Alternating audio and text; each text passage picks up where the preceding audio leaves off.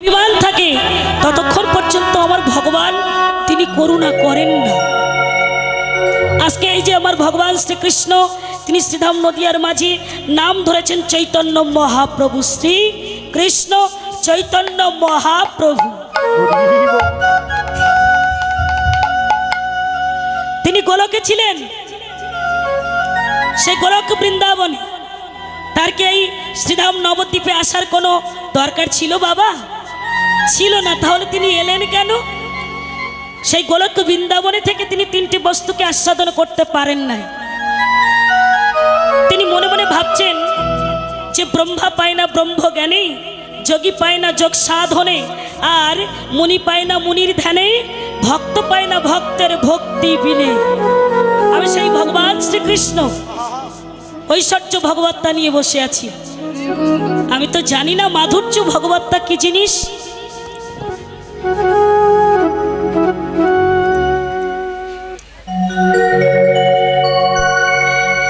তাই ভগবান কি করলেন? সেই মাধুর্য ভগবত্তা ঐশ্বর্য ভগবত্তাকে পরিত্যাগ করে এবার তিনি সেই ঐশ্বর্য ভগবত্তা পরিত্যাগ করে দিয়ে মাধুর্য ভগবত্তাকে নিয়ে তিনি এই শ্রীধাম নদিয়ার মাঝে এসে উপনীত হলেন। ভগবান করুণাময়। তিনি মনে মনে চিন্তা করলেন, কত সাধু, কত গুরু, কত বৈষ্ণব অনন্ত কোটি কাল ধরে, কোটি কল্প কাল ধরে কত সাধু গুরু বৈষ্ণব গন্ধর্ব কিন্নর সাধক সাধিকা আমার এই শ্রীপাদ পদ্ম পাবার জন্য তারা গভীর অরণ্যের মধ্যে গিয়ে ধ্যান তপস্যা যাগ যজ্ঞ পূজা অর্চনা করছে শুধুমাত্র আমার চরণ পাবে বলে। কিন্তু তাদের ডাকার মাঝে কত সুখ, ডাকার মাঝে কত প্রেম, কত আনন্দ, কত বেদনা, কত বিরহ, কত প্রেম লুকিয়ে আছে আমি তো ভগবান হয়ে উপলব্ধি করতে পারি নাই। তাই এবার কি করব? এবার আমি আর ঐশ্বর্য ভগবত্তা নিয়ে যাব না, এবার আমি যাব সেই মাধুর্য ভগবত্তা নিয়ে। আমি দেখতে চাই ভক্তের কাদার মাঝে কত সুখ আছে, কত প্রেম আছে, কত আনন্দ লুকিয়ে আছে। এবার আমি আর ভগবান হয়ে যাব না, এবার আমি ভগবান পরিত্যাগ করে ভগবত্তা পরিত্যাগ করে আমি সেই ভক্ত ভাবাবে সঙ্গীকার করব। যাব আমি শ্রীধাম নবদ্বীপে নিতাই গৌর হরি হরি।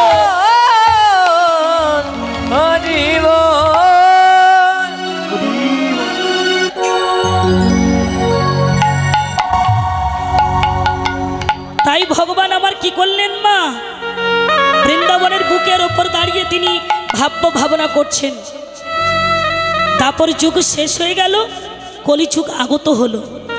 এবার কলিতে যে সকল কলিহত জীবকে আমি প্রেম দান করব, প্রেম দান করব।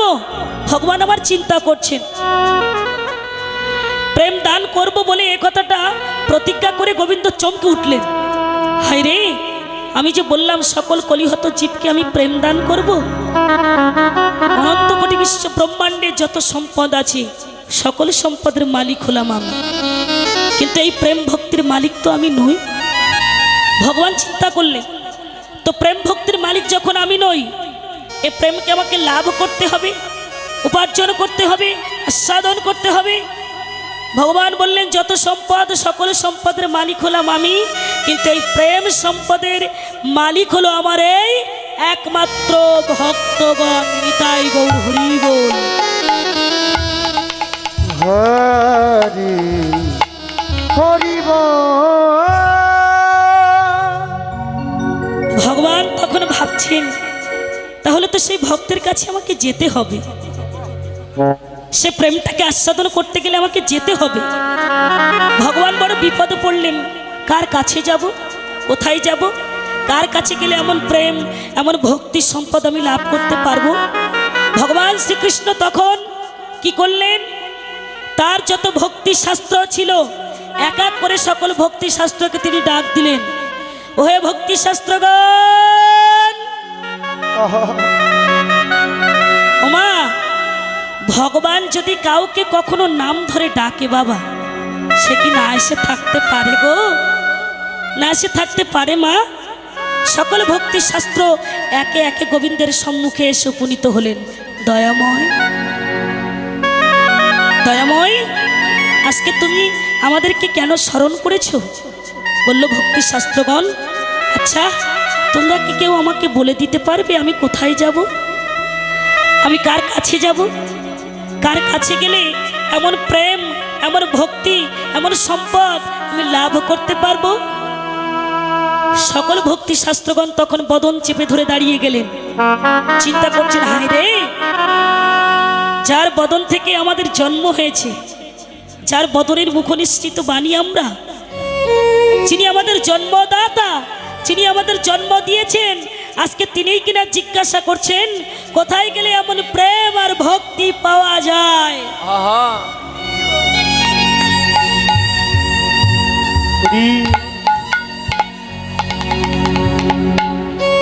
সকল ভক্তি শাস্ত্র চুপ করে দাঁড়িয়ে গেলেন। আর গোবিন্দ বারবার জিজ্ঞাসা করছে, বলে দাও আমি কার কাছে যাব, কোথায় যাব, কোথায় গেলে এমন প্রেম আর ভক্তি পাবো? কেউ যখন কোনো কথা বলছিলেন না, কেউ যখন কোনো কথা বলছেন না, সকলের মধ্য থেকে একজন হাত উঁচু করে বলছে, গোবিন্দ আমি বলে দিতে পারি। বলছে, তুমি কে? তুমি কে গো? বলল, আমি আর কেহ নই, আমি হলাম শ্রীমদ্ ভাগবত গীতা। ভাগবত প্রেমানন্দে হরি বল, হরি বল, হরি বল, গৌর হরি বল। ও তুমি বলবে? আচ্ছা বলো, বলো, শীঘ্র করে বলো, আমি কার কাছে যাব?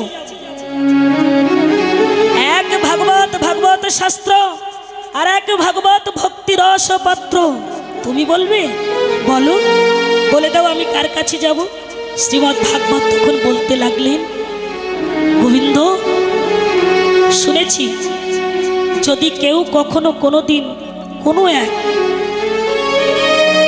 নিষ্কিঞ্চন বৈষ্ণবের চরণধূলি যদি তার অঙ্গে মাখতে পারে, তবেই নাকি তার কৃষ্ণ প্রেম ভক্তি লাভ হয়ে যায়। ওমা, আমরা একজন সাধু, একজন বৈষ্ণব, একজন ভক্তকে চিনি, চিনি না মা? চিনি তো। তো বলুন তোমার নিষ্কিঞ্চন বৈষ্ণব কাকে বলে? ভাই হ্যালো, টোনটাকে একটু বাড়ানো যাবে না? বলুন তো মা। ভোকালের টোনটা বাড়ানো, আচ্ছা ঠিক আছে, ভোকালের টোন, হাইটা একটু বাড়িয়ে দাও, হাই। বলো তো মা, নিষ্কিঞ্চন বৈষ্ণব কাকে বলে? জানো কেউ? ভক্তকে দেখলে চেনা যায়, সাধুকে দেখলে চেনা যায়, একজন বৈষ্ণবকে দেখলে চেনা যায় কেমন করে? তার বেশভূষণ দ্বারা চেনা যায়। ললাটে তিলক চন্দর, কণ্ঠে তুলসীর মালা, হাতে কৃষ্ণ নামের জপের মালা, তাকে দেখলে চেনা যায়নি একজন কৃষ্ণ ভক্ত। কিন্তু নিষ্কিঞ্চন বৈষ্ণব কাকে বলে গো? কে হতে পারেন নিষ্কিঞ্চন বৈষ্ণব? বলে এই জগতের মাঝে অনেক লোভনীয় বস্তু আছে, লোভনীয় বস্তু থাকার সত্ত্বেও যিনি সেবা করেন না গোবিন্দকে না দিয়ে।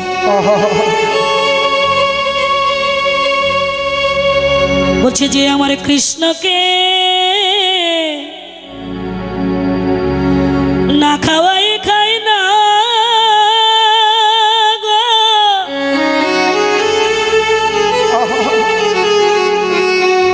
যে আমার কৃষ্ণকে ঘুমাতে না দিয়ে ঘুমায় না, যার কৃষ্ণ কথা শ্রবণ করিলে প্রাণ আকুলি বিকুলি করে,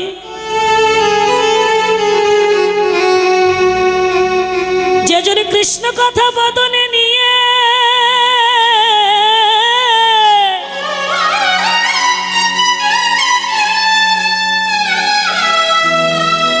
দিবানিশি নয়নের প্রেম জলে ভেসে যায়,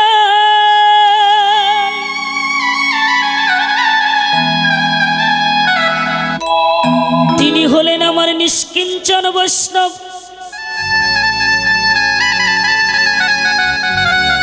ভগবান চমকে উঠলেন তখন।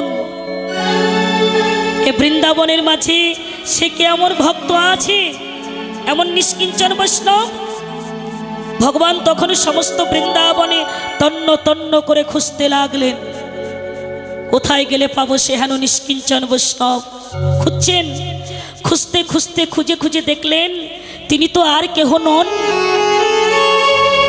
তিনি হলেন আমার প্রেমময়ী শ্রীমতী রাধা ঠাকুরানী। নিতাই গৌর হরি বল।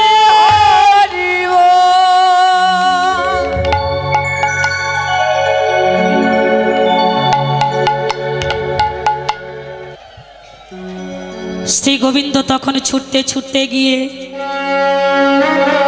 শ্রীমতী রাধারানী চরণতলে লুণ্ঠিত হলেন, লুটায়ে পড়লেন। লুটায়ে পড়ে বলছে, ওগো রাধে গো,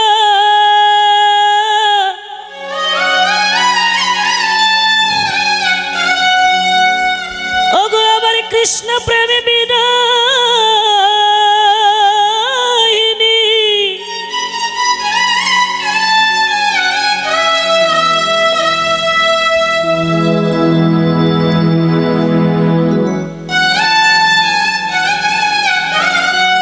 আমি যে তোমার প্রেমে চিরারিনি,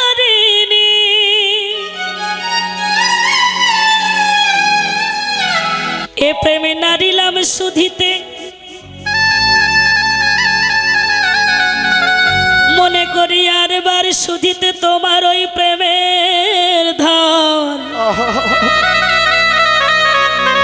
পুনমর হইবে আমায় জনম নিতে।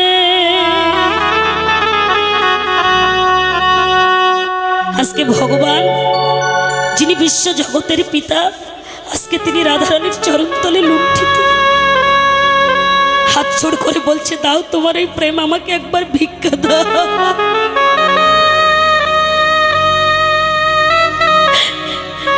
তোমার প্রেম একবার তুমি আমায় ভিক্ষা দাও। রাধারানী তখন একটু মুস্কি হেসে দিয়ে বলছেন, প্রাণনাথ, প্রাণেশ্বর, ভিক্ষা চাইতেলে কেউ কি কখনো রাজ আভরণ পরে ভিক্ষা চাইতে আসে? তুমি চলে যাও, যাও চলে যাও। বলছে, তুমি আমাকে ভিক্ষা দেবে না? বললো, দিতে পারি, তবে আমার একটা শর্ত আছে। বলো বলো, তোমার কি শর্ত? কি শর্ত বলো? বললো, শোনো গোবিন্দ, তুমি যদি কখনো কোনোদিন কোনো কালে কোনো যুগে যদি তোমার এই রাজ আভরণ, তোমার গলার মণি মুক্তার মালা, তোমার প্রীত ধরা, তোমার মাথার চূড়া, তোমার হাসি, তোমার বাসি সর্বস্ব পরিত্যাগ করে যদি কখনো কোনো দিন কোনো কালে কোনো যুগে যদি কোনো ভক্তের চরণ ধুলার তলে গড়াগড়ি যেতে পারো, আমি সেই দিন নিতাই গৌর হরিবল হরিবল।